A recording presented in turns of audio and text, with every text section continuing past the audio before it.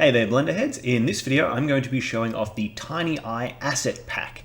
As one can imagine, this is an asset pack full of various different eyeball types. This is an asset pack by TinyNocky, and I've only just found it and it's freaking awesome. By the way, TinyNocky, how delicious does TinyNocky sound? I could go some TinyNocky. Alright, so in this video I'm just going to show you how to use these different eyes and then show you a practical example of how I'm using it in the short film that I'm working on. So let's just go and grab one of these eyes and let's start playing. By the way, you install these same way as you install any asset pack. I'll give you a link to TinyNocky's channel and the video that walks you through installing it, because I've got a bit of a weird asset browser set up and it's just going to be confusing, so I'll let him explain it. So as you can see, we've got a whole bunch of different eyes here, and what I think is really worth explaining is that these are all the same eye model. They just have different shape keys to control like the iris and the pupil, and then different materials to give you all these different designs, but it is just the one model. And this just kind of gives you an idea of how much variation you can get, and you can kind of get everything in between. So it doesn't really matter where we start. Let's gonna go and grab one of the stylized here. Yeah, look, default stylized. Let's go and grab you, throw you in there. I'm just gonna reset it back to its starting position, and it comes in a little bit small. I mean, it's an eye, so it's coming in eyeball size. But I'm gonna just like scale this thing up to 100. Just so we can see it a little bit better. And let's jump into material preview. And as you can see, just like by default, it's a really nice looking eye. Obviously very stylized in this case. So three different things that we need to look at. Let's start by taking a look at the shape keys here. All right, so as you would expect, we've got a nice little iris size. And goodness me, it looks like there's something clashing in here already. Okay, you can overdrive these, and I think that's what's kind of breaking it there. So yeah, there are times where you may want to overdrive it because you can get some interesting results. In this case, you probably don't want to be overdriving it, at least not with this particular shape. So we've got the iris size, bigger and smaller. Apparently, if you set it to 1, that's kind of more of a realistic iris size. If you're going for a humanoid kind of character, then we've obviously got the pupil size. We can dilate and contract that. We've got the cornea bulge. This might be a little bit easier to show off back in solid mode. We can bulge it in and out. So 0 is kind of more for your stylized characters, and again, if you set it to 1, that's supposed to be a more realistic kind of shape. All the rest of these here are all various shapes for the pupils. I'm just going to go and set that back to 0, just so we've got kind of a nice default to work with. So we've got cat shape, so we can kind of contract that in, get a nice kitty cat shape. This is probably my favorite one. I don't know why, but there is just something really hilarious about being able to do a goat shape. But I found this one really useful for doing like more alien eyes. I'll talk more about that in a second. We have the reptile shape. I love this. This is kind of the cat with a little bit of a diamond point to it. I'll show you a little bit more of the reptile a little bit later, because I'm using that one. And then just for fun, we have a heart shape. So I don't know, maybe if one of your cartoony characters has a falling in love moment, you can have little heart-shaped pupils come up as they fawn over their love interest. Don't know how useful that one's going to be, but that one, it's cool. And what's really nice is that you can kind of come in and you can really like combine all of these. Let's go and like grab the goat, because that's a weird shape, and grab the reptile. Okay, maybe that one's not quite working, but let's maybe go with the heart. And you can see you can get some really weird and wonderful shapes. Let's maybe tweak the size of the... Give ourselves a little bit more space to work with. Make that iris a little bit bigger. As you can see, you can start to get some really weird and wonderful shapes with all of this that can start to look a little bit alien. And I just love how much variation you can get out of this. Okay, so that's the shape keys. Let's kind of set all of these back to 0 so we've got something that's a little bit more on the realistic side.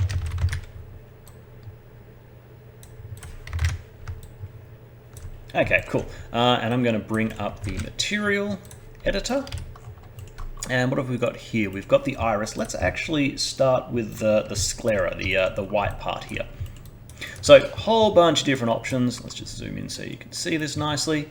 The default color kind of just works as a standard eye, which is kind of interesting that eyes are kind of this sort of murky gray brown to begin with.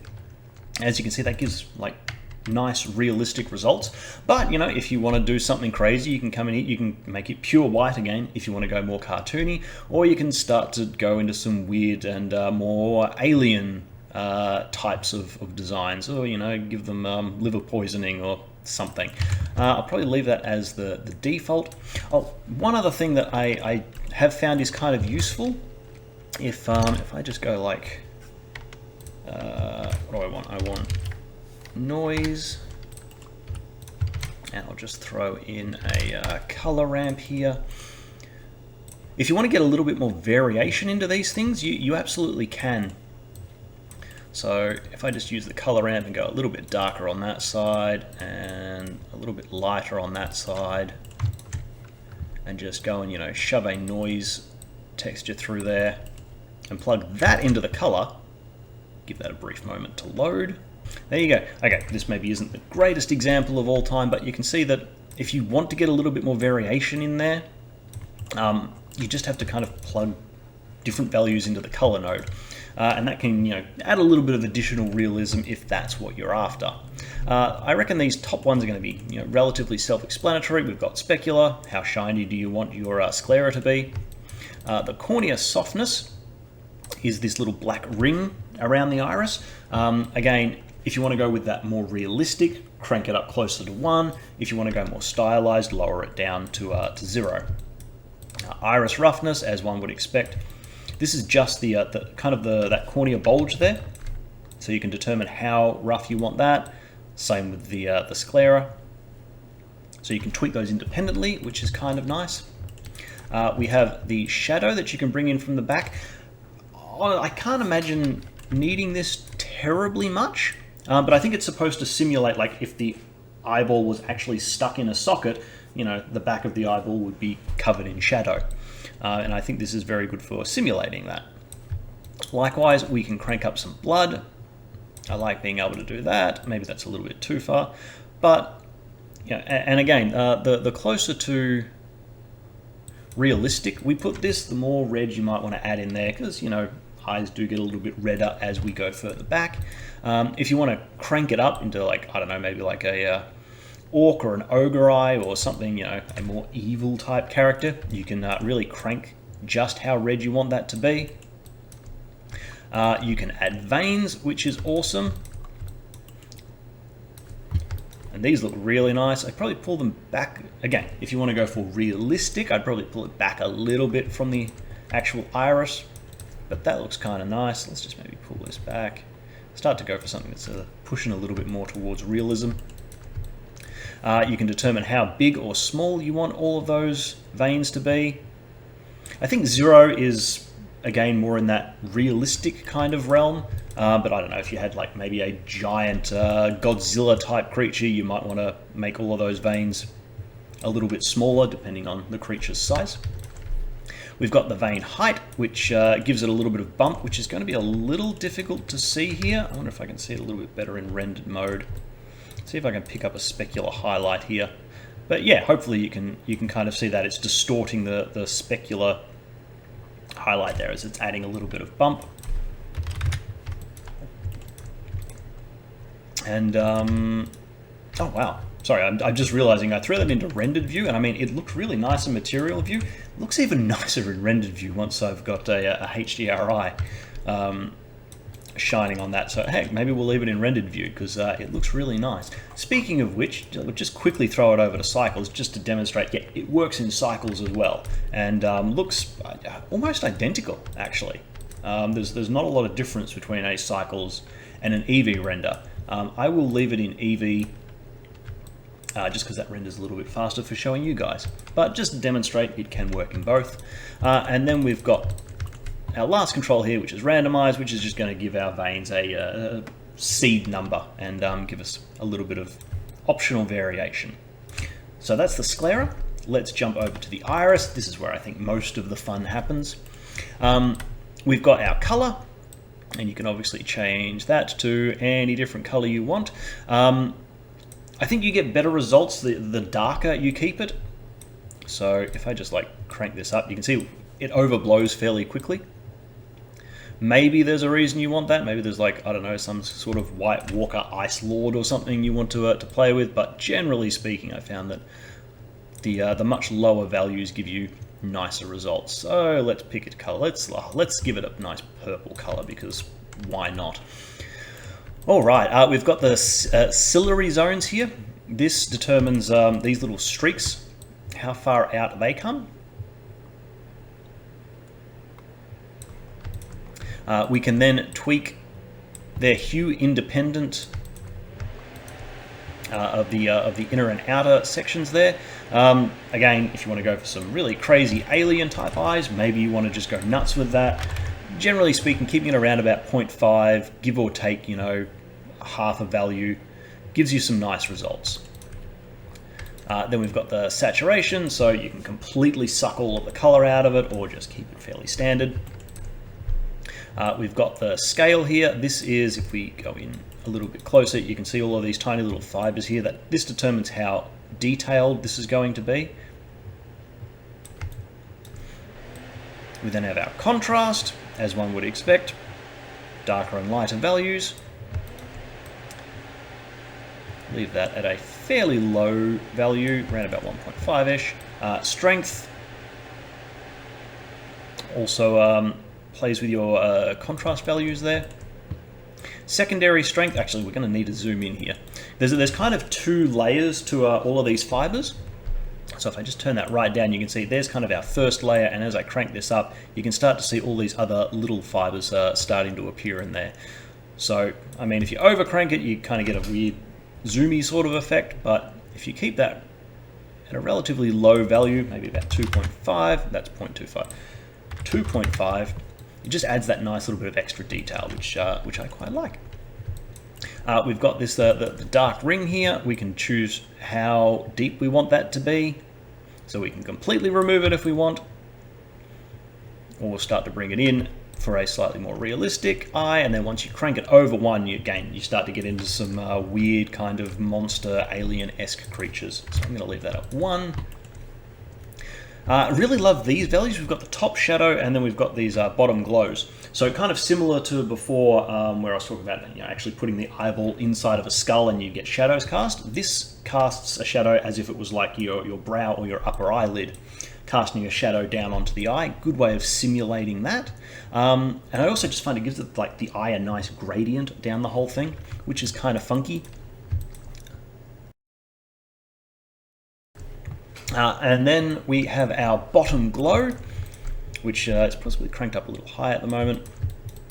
You can see here, as one would expect, it adds a bit of a glow factor. Really good for cartoony sort of eyes, and again, it kind of adds to that gradient going up and down the eye, which is really nice. And then, of course, we can kind of tweak its hue as well. So let's like crank that to something completely different, and now you can really see, you can get quite a radical difference in there and get some really funky looking eyes. And then again, we've just got randomize, which is a seed factor for all the various different little bits in here. So we can kind of tweak that to our liking until we get streaks and blobs that we like. So really loving this. We've obviously been dealing with a more cartoony sort of eye here. In fact, no, look, you know what? I'm going to bring up the other scene from the short film that I've been working on, and we'll work on something that's, you know, a little bit more realistic. Not completely realistic, mind you, because I've been working on a short Pokemon film, and this is my Charmeleon character. So, you know, he's kind of in that semi-realistic zone. And let me just turn him over to rendering so we can get some nice, some sexy lighting here. I like this. Really loved the way that this guy turned out. You can see there's tons of detail. All of this was sculpted in Blender, by the way, with the actual texturing done in Substance Painter. I think this guy got up to around, I'm going to say about 55 million polygons to get all of this nice sculpted scale detail. And as you can see, like, there's a lot of detail here. It's probably about here that once you zoom in further than this, you can kind of start to see some of the pixels. But lots of detail, really love it. The one thing I've always been just a little bit disappointed about, and always intended to come back to at some point, if I had time, was the eyes. Because, I mean, they look okay. Like, you know, you look at them from back here, that looks okay. But as you zoom in, you can start to see, you can really see it on this specular highlight. You can start to see some of the pixels, and yeah, the more and more you zoom in, you just start to go, it's not particularly high quality. I'd like it to be better quality. And like, I've modeled lots of eyeballs over the years, and modeling an eyeball isn't too difficult these days. But one thing that just always trips me up is getting a nice iris. There's so much actual detail in irises that you don't necessarily realize until you, like, you know, go and look at some microscopic eyeball details. They're really, really quite detailed.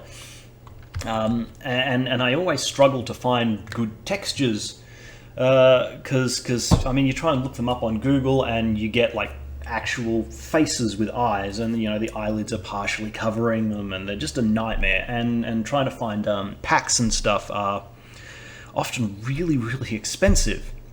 So I'm really happy to get this TinyEye asset pack because it's free and it's really good. So let's look at actually replacing this eye.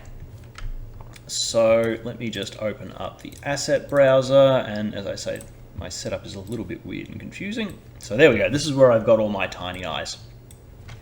So if we just kind of scroll through these, you can see we've got like the gold dragon, and well, we've got the red dragon down here. Because I want that kind of reptilian sort of look. So I mean, the Pokemon are, you know, they're obviously animals, but they're really highly intelligent animals. So I kind of want a little bit human, a little bit animalistic. So let's start with the gold dragon. Actually, I'm just going to plonk you down there. I'm just going to reset that rotation. Give it a brief moment while it loads all those procedural textures. Just going to scale this up a little bit. There we go. And I mean, good grief, you can even just see, kind of putting these side by side, which one's going to look considerably better. All right, so new command that I've kind of been playing with a lot recently. Let's just go and turn off these corneas so they don't get in the way. Yeah, I didn't realize that this was something you could do. If you select one object, select another object, go Control C, you can get all these copy attributes, and if you just copy the location, it snaps it to that same spot, which is really awesome. So I'm going to hide the original eyes. It doesn't look like this has been a perfect slot in, so I'm just going to rotate that back out a little bit. And do we want to move this, or do we want to scale it a little bit? Let's just see. No, I think we need to scale it. So I'll scale that up until I kind of hide those little black lines. Maybe even have it clip through just that little bit. Alright, okay, that seems alright. So obviously the iris is way too big here, and just because it's going to annoy me, I'm just going to go and add a mirror modifier so that we get the eyeball on the other side as well. Not that you can actually see it, but you know, I'm pedantic like that.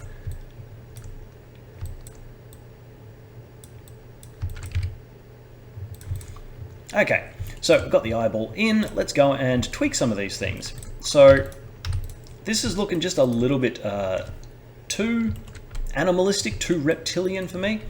So I'm going to dial this right back. Don't want to completely get rid of it, but we do want a little bit of that reptilian shape. And I'm going to go, I reckon about 1 is what we want. So it's just got that little bit of a weird shape to it, indicating that it's not human, but it's still human-esque. Sorry, let me just get that manipulator out of your way.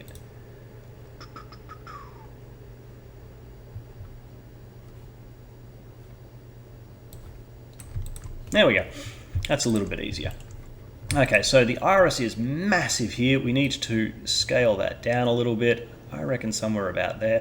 One of the things that I've been doing a whole bunch of motion capture with faces and stuff, which is pretty good, but because I'm just using like the iPhone, it's not perfect. So I've been having to do a lot of correcting of exactly where eyeballs and everything are looking at. And it's really important, both the top lid and the lower lid need to cover the iris just that little bit. If look, I can probably give you an example. If we just shrink the pupil down, let's go with about 0.5 or something. If I shrink the iris really far down, oh, in fact, I don't think I can take it any further than that. What if I go 1.5? No, this is one that I can't actually overdrive. Okay, never mind. What I was going to say is that there's a certain point where if you show a little too much white underneath the eyelid or above it, you start to get, I mean, even there you can start to see, you're starting to get a little bit of crazy eye. So yeah, you always need a little bit of upper lid and a little bit of lower lid covering the iris, or you start to get some sort of weird results. So let's just tweak this to our liking. Just for funsies, I'm also just going to go into my lights here. And which one is it? This one. Because I'm working in Eevee, I can actually just tone down the specularity a little bit here. I'm just finding it a little bit distracting. There we go. Okay, we can kind of see the eye itself a little bit more. Okay, so in terms of the actual shape of the eye, I reckon that's pretty close to what we want. Cornea bulge, it's a little hard to see here. But yeah, I'm going to push it to a more realistic bulge. Oh yeah, hang on that. Yeah, okay, it's subtle, but man, that really does make a big difference. That looks a lot more realistic. I'm just going to dial that back a little bit. Don't mind me while I tweak the tiniest little details live on camera, because why not? All right, let's jump into the textures here now. Actually, I think the Sclera is kind of already where I want it to be. It's the right color. I want that more realism, so we'll leave that alone. Cornea softness, I reckon I might go with a slightly more realistic look. Just make that a little bit softer through there. I won't play with the roughness. Is it worth tweaking the shadow? No, I don't think so. No, we might do that on the iris, but I don't think we'll do it on the Sclera. How much blood do we want? It's actually a fairly good amount of blood. Blood redness. You can kind of see it a little bit at the back there, but the eyeball's not coming around enough to really show that off. Veins are already cranked up. I might pull those back a little bit just because I don't want them to go all the way to the iris. And the scale's probably not bad. Actually, I think I just want to leave that at default. And the veins height at about 0.5. Actually, okay, now that's starting to look a little bit crazy. We'll leave that at the 0.5. And do we want to randomize anything? Just see if I can't find a seed in here that's just kind of nice. Yeah, there we go. Okay, I'm going to stick with that. That looks pretty cool. All right, go over to the iris. Now, in terms of the actual film, I think I'm going to go with a slightly more, realistic sort of brown. Keep it fairly dark. Maybe even push this closer to a brown rather than this sort of gold tint. But because I've played around with this and I know it looks freaking cool, I'm actually going to spin this all the way around and give him a vibrant blue eye. Maybe just brighten that a little bit. I don't know, maybe this is like a shiny Charmeleon or something, and it's just like, I love how cool that looks. It just, his eyes pop. A little bit scary and a little bit the eyes attract a little too much attention for what I want for the actual film, but just, oh, that looks so cool. Okay. Again, I think a lot of these defaults are going to be fairly close to what I want. I don't think I'm going to tweak them too much. I might pull this ciliary zone out a little bit further. Whether or not I want to tweak the hue a little bit, push it into a darker blue, maybe push it slightly more towards green. Kind of like all of that. Yeah, let's maybe go with that. I think I want to keep the saturation roughly where it was. Scale. Ooh, we can go crazy with that, can't we? Don't think I'll tweak that too much. Might crank the contrast a little bit. Don't think I'll play with the strength. In fact, I might even bring the strength down a little bit just to darken everything a smidge. We've probably got a snuff of the secondary strength in there to give ourselves these kind of secondary fibers. I think about there is nice. Don't want to bring the ring in too much, so I think keeping that around 1. Actually, he had it at 0.9, 0.8. Yeah, I think somewhere around there. 0.85, just because I'm being pedantic. That looks really nice. We've already got a bit of the top shadow going on here, which is giving us, again, it's that nice contrast, gradient all the way through the eye, which looks really nice. So I'm going to leave that around about there. We've already got a bit of bottom glow. I don't know, I might reduce that just to push it more towards realism, but I do like having a little bit there, and probably not going to change the hue too much. Ooh, although, no, I take that back. Let's go with 0.45 and just give it just a little tinge of green in there. And then randomization if you just want to kind of tweak some random seeds through there. But there you go, like I love that. That looks great. And now that we're not being distracted, I might just kind of crank these specular values back up a little bit just so it looks a little bit more realistic. But yeah, how cool does this look? And the great thing is, depending on what rig you've kind of got set up, usually you'll just have a rig that's just got one eye bone. All you have to do is parent the eye to that bone and it'll move around. Now in my case, I've actually got a bit of a special setup. I'm using the Face It rig setup, which is really cool because what can I show you? Grab the mouth here, and you can see that it does all of these nice different things. You can really see all of the almost like the muscles moving under there. It's really cool. The unfortunate thing is that it doesn't actually have those sort of eye bones there. If I just move the actual eyes around, you can see. Hopefully, you can see. There we go. Hopefully you can see like his eyelid there is actually moving. So yeah, if I was to have that all rigged up properly, that would the eyes would follow. And in fact, I think if I just go back into here for a moment, here we go. These are the eyes that I'm probably going to be actually using for the film. And if I go and grab that eye controller again, these are all the different blend shapes that I had to set up to make this eye actually move with my rig. A little bit complicated, and unfortunately I did have to delete all those reptilian shape keys and everything, which did kind of suck. I really wanted to have the dilating pupil still in there. I can add that manually. But this should all be rigged up, and as you can see, the eyelids and everything follow the eye, and that looks really, really cool and organic. So that's the power of the Face It rigging add-on, which is also really cool, but not the subject of this video, and also not free. So very powerful though. So yeah, there you go. That is TinyEye. There will be links and everything in the description. Go check it out because it's free and it's really cool. It's really cool.